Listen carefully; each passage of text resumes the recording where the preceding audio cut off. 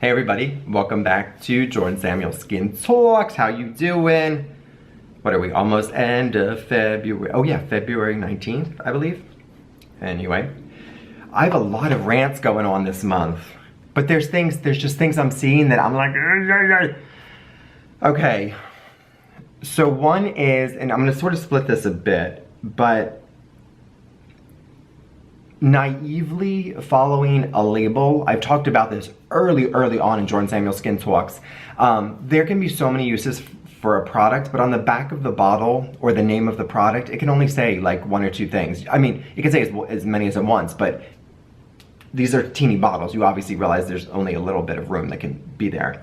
Because I've had conversations with people that I'm shocked and they're like, no, it's an eye makeup remover for my eye area. My eyes should not react to that. That is so not true. Your eyes could react to anything in anything, whether it says for eyes or not. Always patch test. Same thing of like, this says sensitive. Why am I reacting?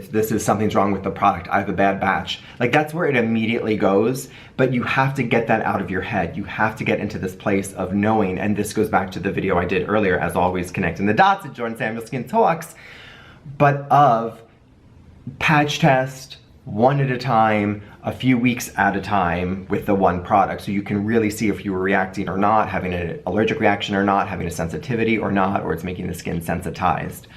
But just following, like this is sensitive, this is perfect for me. This says eyes, this is just for eyes, or this is gonna work for eyes because it says eyes. It's the same things still matter and are important, and that like you have to follow.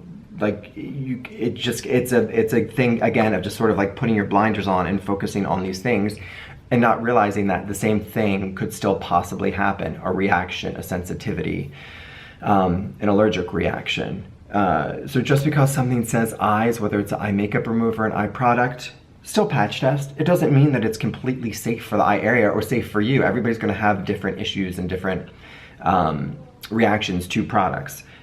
Same with something saying sensitive.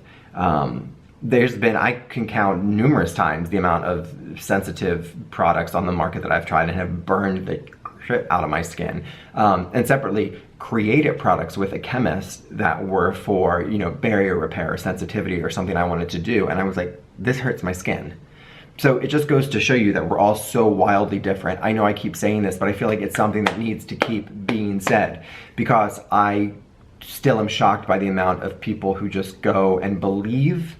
And it's not that you shouldn't believe what's on the bottle, but sort of just take it at face value and don't put any weight into like, oh, I'm unique, I have sensitive eyes.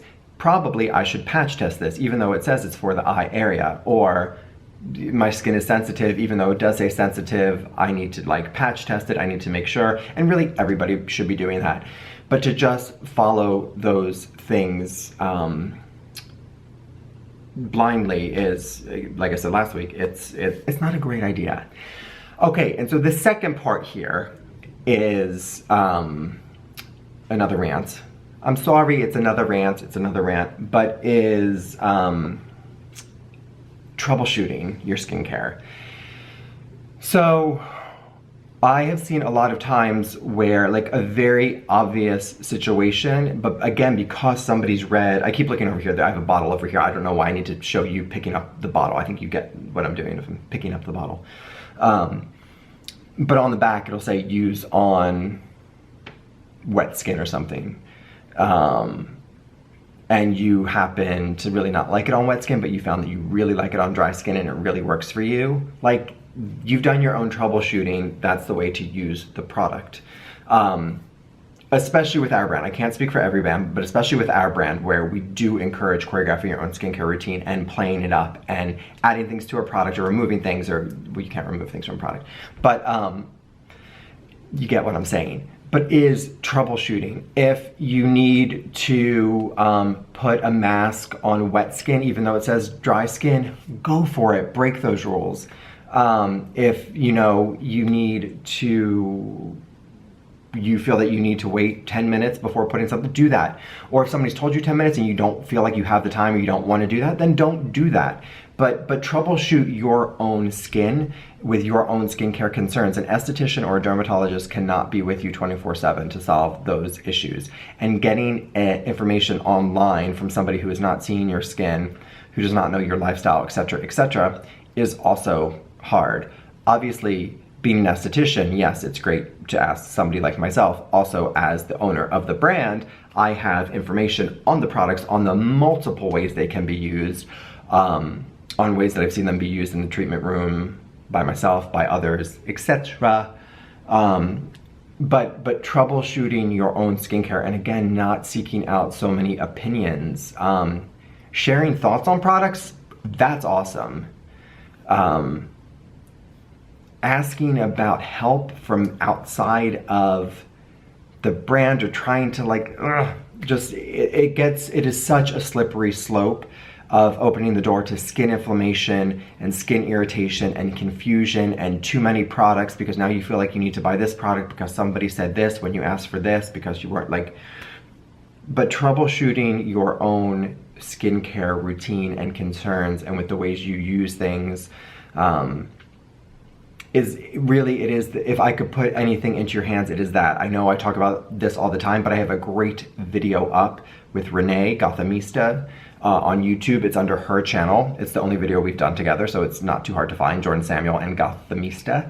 And it really is sort of the core of starting to troubleshoot or choreograph your own skincare routine by looking at things or waking up or going to bed, but looking at your skin really closely in the mirror to see if you're looking for sensitivities, for lines, surface dehydration lines, excess oiliness, maybe excess product, to then really go back and troubleshoot, because you're the one who's seeing that every single day. So you seeing that, then going back, troubleshooting, figuring it out. And then maybe when you have your appointment with your derm or your facialist, asking questions there. But keeping it off from the getting too many opinions, especially to somebody who's not a professional. And that is not meant to be disrespectful. It just is what it is. I would never want somebody who's not a doctor to help me with my blood pressure, essentially, right? That was maybe a bad analogy, but you get what I'm saying. So same thing, I'm gonna go to a facialist for my, if I was not an esthetician, I would go to a facialist, or I would go to a doctor. But anyway, I hope that helps. I hope you're not too sick of my ranting this February. But until next time, thanks for watching. Bye.